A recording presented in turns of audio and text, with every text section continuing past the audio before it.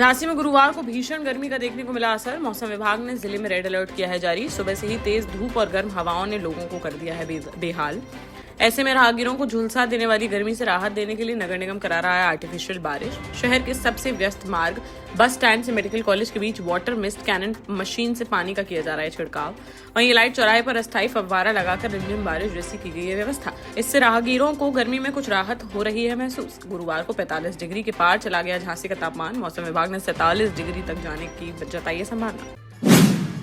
जालौन के उरई स्थित राजकीय मेडिकल कॉलेज में डॉक्टरों और तीमारदारों के बीच हुए विवाद ने अब ले लिया है प्रशासनिक और कानूनी रूप। मरीज के परिजनों की तहरीर पर अब डॉक्टर आराध्य नगाएच सहित करीब 40 जूनियर और सीनियर डॉक्टरों के खिलाफ मुकदमा दर्ज होने के बाद मेडिकल कॉलेज में मच गया हड़कंप। एफआईआर दर्ज होने के विरोध में जूनियर डॉक्टर्स ने मेडिकल कॉलेज परिसर में धरना कर दिया शुरू, जिससे ओपीडी सेवाएं भी हो गई प्रभावित और मरीजों को भारी परेशानियों का करना पड़ा सामना। जिलाधिकारी के हस्तक्षेप के बाद जूनियर डॉक्टरों ने धरना किया समाप्त।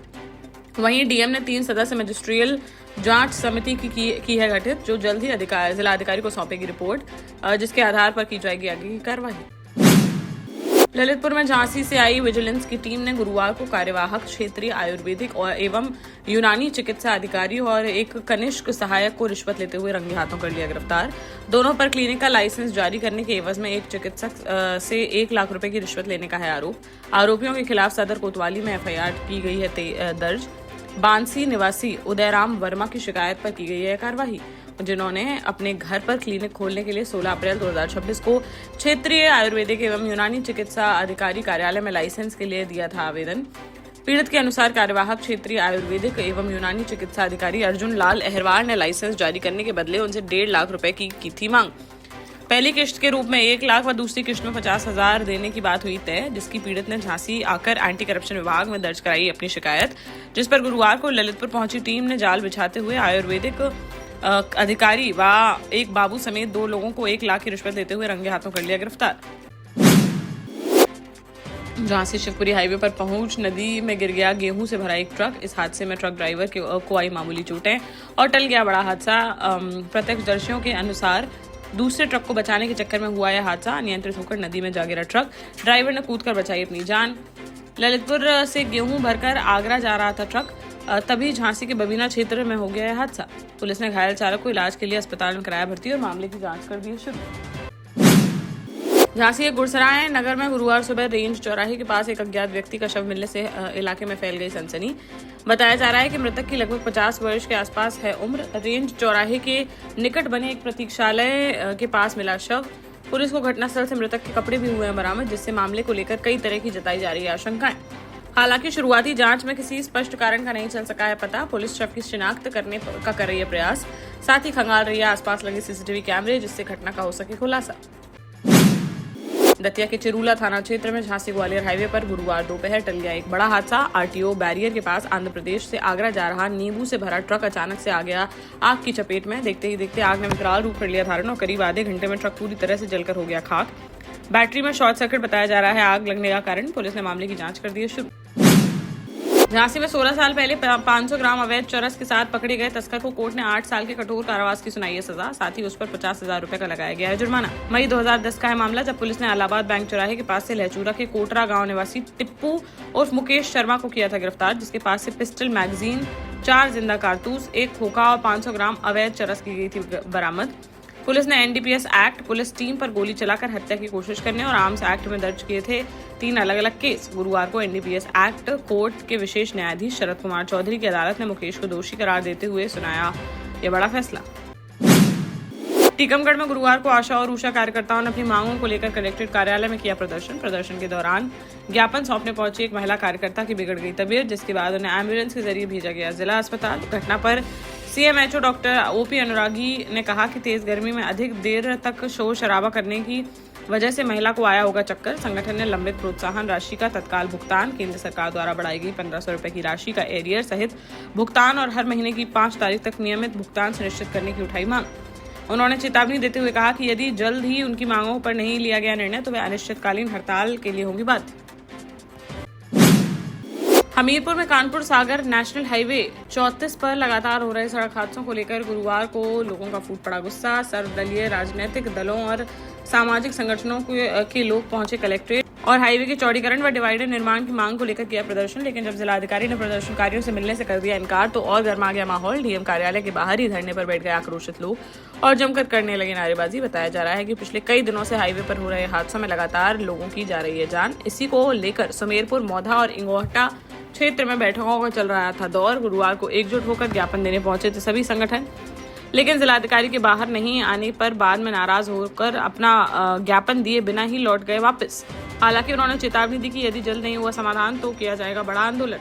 देश का जाना माना सैनफिन ग्रुप आपके लिए फिर लाया है झांसी में वास्तु के हिसाब से फ्लोर प्लान सहित एक शानदार टाउनशिप, जिसमें सुरक्षा की दृष्टि से सीसीटीवी, एक ही ग्रैंड गेट से एंट्री और एग्जिट, चौड़ी सड़कें, parking, car wash area, senior citizen and international fountain parks, swimming pool, gym, badminton, tennis आदि courts, school, hospital, shopping mart आदि कई सुविधाएं। इसीलिए तो है हम झांसी में लोगों की पहली पसंद।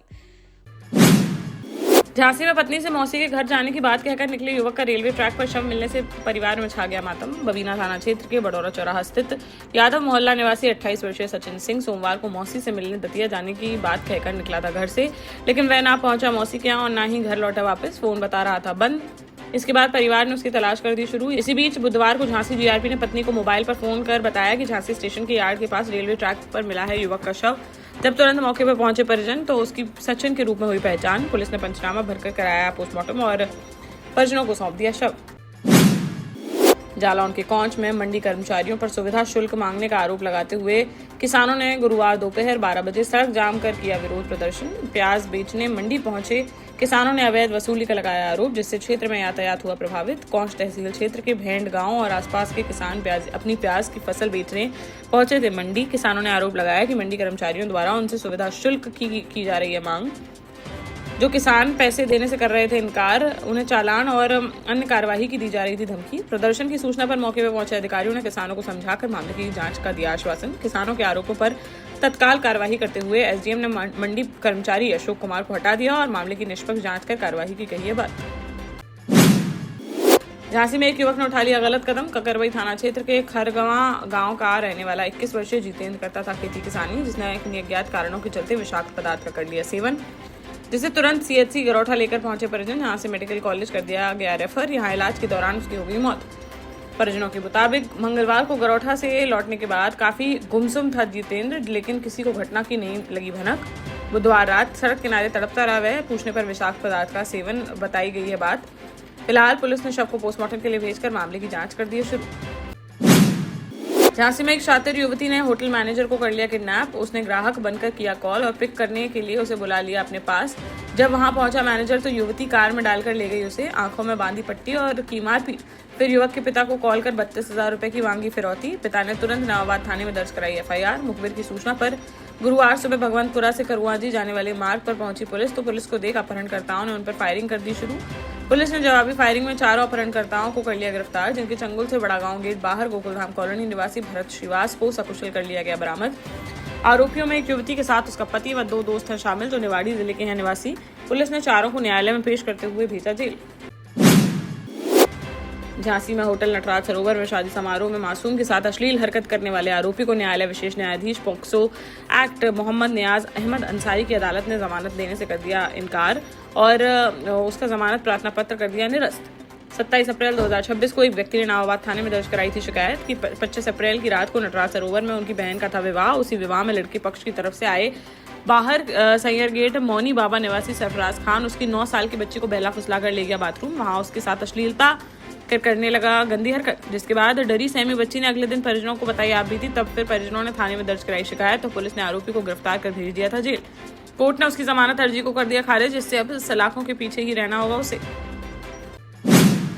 झांसी में वीरांगना महारानी लक्ष्मीबाई की गौरव गाथा को नई पीढ़ी तक पहुंचाने और बुंदेलखंड की समृद्ध सांस्कृतिक विरासत को जीवंत करने के उद्देश्य से मणिकर्णिका वुमेन्स क्लब द्वारा एक भव्य एवं ऐतिहासिक कार्यक्रम का किया गया आयोजन। कार्यक्रम में झांसी की रानी लक्ष्मीबाई और महाराजा गंगाधर राव के विवाह समारोह का पारंपरिक रीति रिवाजों और वैदिक विधानों के साथ किया गया मंचन, जिसने उपस्थित जनसमूह को पहुंचा दिया इतिहास के स्वर्णिम काल में। क्लब प्रेसिडेंट ओमनी राय तथा महाराजा गंगाधर राव के रूप में कविता पांडे ने विवाह समारोह की दी प्रस्तुति।